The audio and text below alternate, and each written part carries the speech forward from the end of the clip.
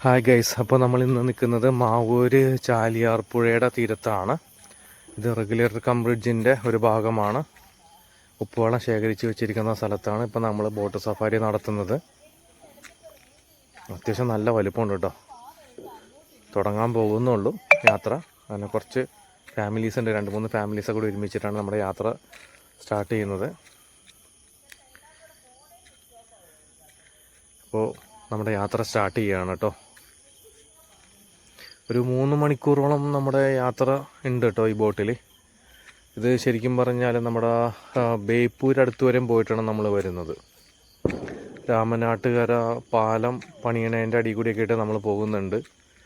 കുറച്ച് lengthy video ആണ്. നമ്മുടെ ചാനൽ സബ്സ്ക്രൈബ് ചെയ്യാത്തവർ സബ്സ്ക്രൈബ് ചെയ്യുക, ലൈക്ക് ചെയ്യുക, ഷെയർ ചെയ്യുക, പ്രോത്സാഹിപ്പിക്കുക. അപ്പോൾ നമ്മുടെ യാത്ര സ്റ്റാർട്ട് ചെയ്തു. അപ്പോൾ യാത്രയിൽ എല്ലാവരും ബോട്ട് ഓടിക്കണമെന്ന് പറഞ്ഞ് ബോട്ട് എല്ലാവരും, പിള്ളേരും വലിയവരടക്കം ഭൂരിഭാഗം ആൾക്കാരും ബോട്ട് മാറി മാറി ഓടിച്ച് എല്ലാവരുടെ ആശ തീർത്തുണ്ട് കേട്ടോ. അതെ, ഒരാൾ ബോട്ട് ഓടിക്കാൻ കയറിയിട്ടുണ്ട്. അന്തം ഒന്നും ഇല്ലാണ്ടാണ് കയറിയിരിക്കണത്. എന്ത് ചെയ്യണം എന്നറിയാൻ പാടില്ലാണ്ട്. വിമാനം പറത്തി മാത്രമേ ശീലമുള്ളൂ കേട്ടോ ആൾക്ക്. ആ ഒരു ശീലത്തിൽ കയറിയിരിക്കുന്നതാണ്. എങ്ങനെ ദൈവമേ, എല്ലാവരും എങ്ങനെയൊക്കെയാണ് പേടിച്ചിരിക്കണേന്ന് അറിയില്ല. അതേ അടുത്തത് മോള്. ഞാനും കയറി ഓടിച്ചിരുന്നു കേട്ടോ. അതിൻ്റെ വീഡിയോ ഇട്ടിട്ടില്ല.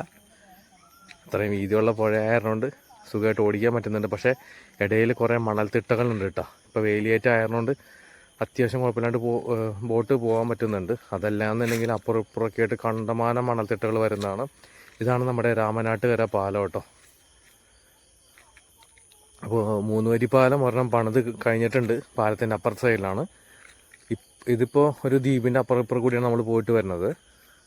ഇപ്പോൾ ഇത് പോകുന്നത് നോർമൽ പാലത്തിൻ്റെ മുകളിൽ കൂടിയാണ് വണ്ടികളെല്ലാം പോകുന്നത്. ഇപ്പുറത്ത് 3 വരി ആക്കാനുള്ള ഒരു പാലത്തിൻ്റെ, ചെറിയ പാലത്തിൻ്റെ പണിയിലാണ് ഇപ്പോൾ ഈ കാണുന്നത് കേട്ടോ.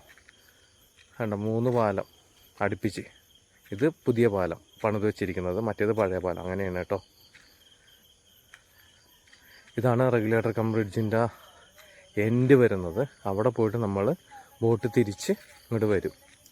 ആ പാലത്തിൻ്റെ മുകളിൽ കയറി നമ്മൾ വീഡിയോ എടുത്തിട്ടുണ്ട്. അത് അവസാന ഭാഗത്താണ് കേട്ടോ. യാത്രയെല്ലാം കഴിഞ്ഞ് നമ്മൾ അവിടെ ചെന്ന് അത് കഴിഞ്ഞിട്ട് വണ്ടിയിൽ ആ പാലത്തിൻ്റെ മുകളിൽ പോയതാണ്. എടുത്ത വീഡിയോ അവസാനം കാണിക്കുന്നുണ്ട്.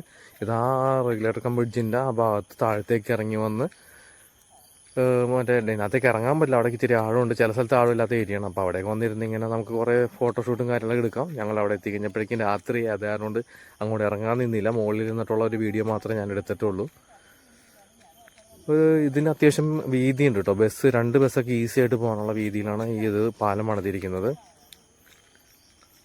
ഒരു സൈഡിൽ മാത്രമേ ഇറങ്ങാനുള്ള ഒരു ഗ്യാപ്പും ഉള്ളൂ, മറ്റേ സൈഡിൽ ഇറങ്ങാനുള്ള ഗ്യാപ്പില്ല കേട്ടോ. അപ്പോൾ നമ്മൾ നേരെ തിരിച്ച് പോവുകയാണ്. അത്യാവശ്യം നല്ല വലിയ പുഴയാണ് കേട്ടോ ചാലിയാർ പുഴ, ഒരു രക്ഷയില്ല. അപ്പോൾ നമ്മൾ നമ്മുടെ യാത്ര അവസാനിക്കാറായിട്ടുണ്ട്. ബോട്ടിൻ്റെ യാത്ര അവസാനിച്ച് നമ്മളവിടെ ചെന്ന് അവിടെ നിന്ന് ഇറങ്ങിയിട്ട് മറ്റേ വണ്ടിക്ക് കയറിയിട്ടാണ് മറ്റേ റെഗുലേറ്റർ കം ബ്രിഡ്ജിൻ്റെ അങ്ങോട്ട് പോകുന്നത്. വെള്ളപ്പൊക്കത്തിൽ ഇതൊക്കെ മുങ്ങി കേട്ടോ. നമ്മൾ ഈ പാലത്തിൻ്റെ തൊട്ട് താഴെ വരെ വെള്ളം വന്നിട്ടുണ്ട്. ഇതാണ് ആ പാലത്തിൻ്റെ മുകളിൽ വന്ന വ്യൂ ആണ്. നൈറ്റായി. അപ്പോൾ നമ്മൾ അങ്ങോട്ടൊന്നും പോയില്ല, താഴത്തോട്ടൊന്നും പോയില്ല. അപ്പോൾ ഇവിടെ നിന്നിട്ടുള്ള ജസ്റ്റ് ഒരു വീഡിയോ മാത്രമേ എടുത്തിട്ടുള്ളൂ. അപ്പോൾ ഇതേമാതിരിയുള്ള നല്ല നല്ല വീഡിയോസായിട്ട് ഇനിയും വരും. അപ്പോൾ അടുത്തൊരു വീഡിയോ ആയിട്ട് കാണുന്നവരേക്കും ടേക്ക് കെയർ, ബൈ ബൈ. അതേമാതിരി നമ്മുടെ ചാനലിനെ ഒന്ന് സപ്പോർട്ട് ചെയ്യുക എല്ലാവരും. ഓക്കെ.